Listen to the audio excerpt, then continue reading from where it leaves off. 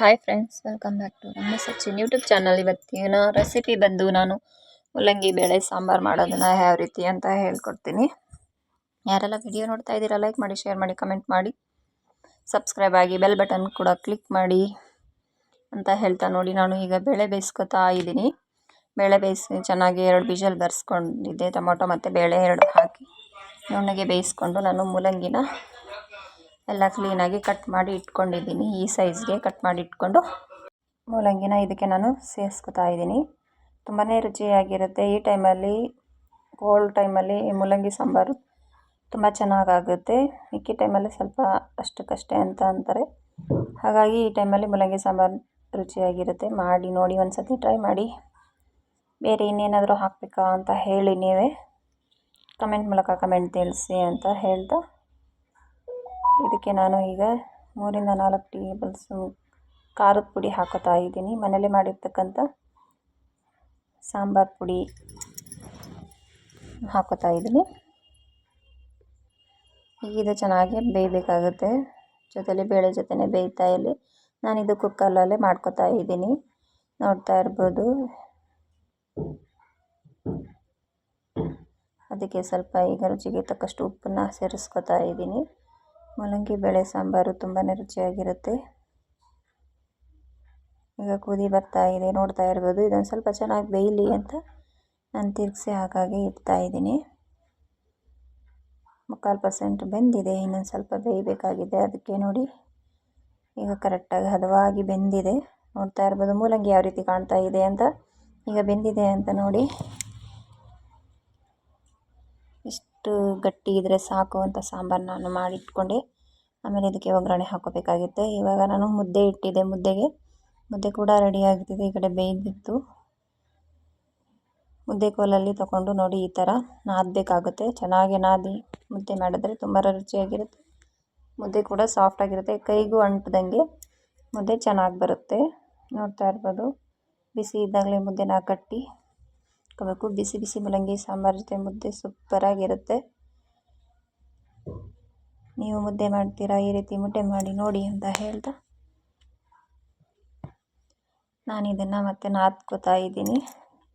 ಸ್ವಲ್ಪ ಮೇಲೇ ನಾನು ಸ್ವಲ್ಪ ಚೆನ್ನಾಗೇ ಬರುತ್ತೆ ಮುದ್ದೆ ಅಂತ. ನಾನು ಫಸ್ಟೆಲ್ಲ ಹಳ್ಳಿ ಮನೆಗಳಲ್ಲಾದರೆ ಕೆಳಗಡೆ ಕಲ್ಲಿರ್ತಿತ್ತು, ಅದರ ಮೇಲೆ ಹಾಕಿ ಚೆನ್ನಾಗಿ ನಾದಿ ನೈಸ್ಗೆ ಉಂಡೆ ಮಾಡ್ತಾಯಿದ್ರು.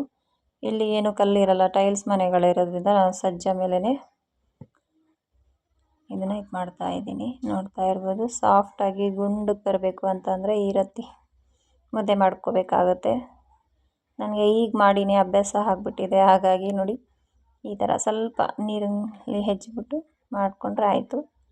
ನೋಡಿ, ತುಂಬಾ ಚೆನ್ನಾಗಾಗಿತ್ತು. ಕೈಗೆ ಕೂಡ ಅಂಟೋದಿಲ್ಲ ಆ ಮುದ್ದೆ. ಒಬ್ಬೊಬ್ಬರು ಮಾಡ್ತಾರೆ, ಸ್ವಲ್ಪ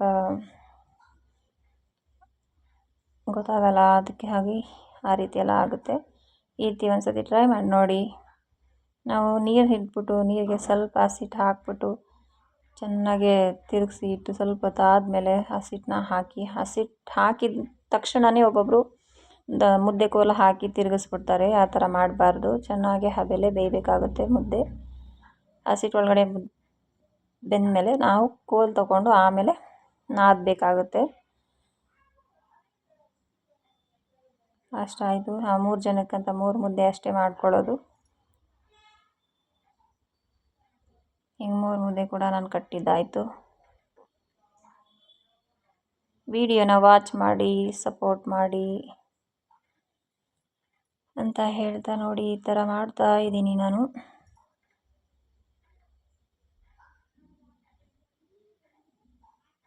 ಮೂಲಂಗಿ ಆರೋಗ್ಯಕ್ಕೆ ಒಳ್ಳೆಯದು, ಗ್ಯಾಸ್ಟ್ರಿಕ್ ಹೋಗುತ್ತೆ ಅಂತಾರೆ.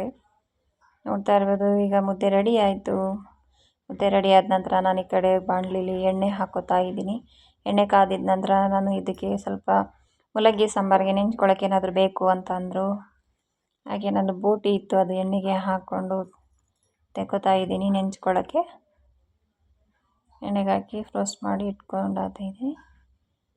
ಅದಾದಮೇಲೆ ನಾನು ಎಣ್ಣೆಗೆ ಸಾಸಿವೆ ಹಾಕಿ, ಸಾಸಿವೆ ಜೊತೆಗೆ ಈರುಳ್ಳಿ ಹಾಕಿ ರೋಸ್ಟ್ ಮಾಡ್ಕೋತಾ ಇದ್ದೀನಿ. ಇದು ಕೂಡ ರೋಸ್ಟ್ ಆದಮೇಲೆ ನಾನು ಬೇಳೆ ಸಾಂಬಾರಿಗೆ ಒಗ್ಗರಣೆ ಹಾಕ್ಕೊಂಡು ಹಾಕಿದರೆ ಆಗೋಯ್ತು, ಸಾಂಬಾರು ರೆಡಿ ಆಯ್ತದೆ, ಮೂಲಂಗಿ ಸಾಂಬಾರು. ತುಂಬಾ ಸಪೋರ್ಟ್ ಮಾಡ್ತೀರಾ ಎಲ್ಲರೂ, ಹೀಗೆ ಇನ್ನು ಮುಂದೆ ಸಪೋರ್ಟ್ ಮಾಡಿ ಅಂತ ಕೇಳ್ಕೊತೀನಿ. ನಿಮ್ಮ ಸಪೋರ್ಟ್ ನನಗೆ ತುಂಬಾ ಮುಖ್ಯ ಆಗಿರುತ್ತೆ. ಇವತ್ತು ಅಮಾವಾಸ್ಯೆ ಬೇರೆ ಇತ್ತು, ಮನೆಯಲ್ಲೆಲ್ಲ ಕೆಲಸ ಮುಗಿಸಿ ಕೆಲ್ಸಕ್ಕೆ ಹೋಗಿ ಬಂದು ಸಾಯಂಕಾಲ ರಾತ್ರಿ ಅಡುಗೆ ಎಲ್ಲ ಮಾಡೋಕ್ಕಾಯಿತು. ಒಗ್ಗರಣೆ ಬೆಂದಾಯ್ತು. ಈಗ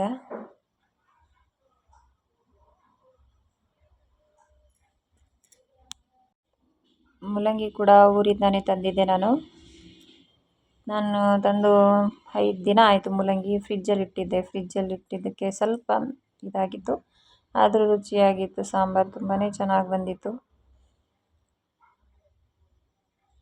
ವಾರಕ್ಕೆ 1 ಟೈಮ್ ಮೂಲಂಗಿ ಸಾರು ಮಾಡಿ ತಿನ್ನಿ, ಆರೋಗ್ಯಕ್ಕೆ ಒಳ್ಳೆಯದು. ಈಗ ನಾನು ಈ ಸಾಂಬಾರಿಗೆ ಒಗ್ಗರಣೆ ಹಾಕೋತಾ ಇದ್ದೀನಿ. ನಾನು ಜಾಸ್ತಿ ಸಾಂಬಾರು ಮಾಡಲ್ಲ, ಸ್ವಲ್ಪ ಮಾಡ್ಕೋತೀನಿ. 2 ಟೈಮ್ ಎಷ್ಟಾಗುತ್ತೆ ಅಷ್ಟಕ್ಕೆ ಸಾಕಾಗುತ್ತೆ.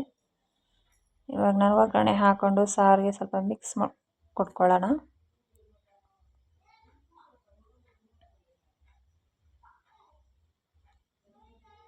ಮಿಕ್ಸ್ ಕೊಟ್ಕೊಂಡ್ರೆ ಅದಾಯಿತು, ರೆಡಿ. ಈಗ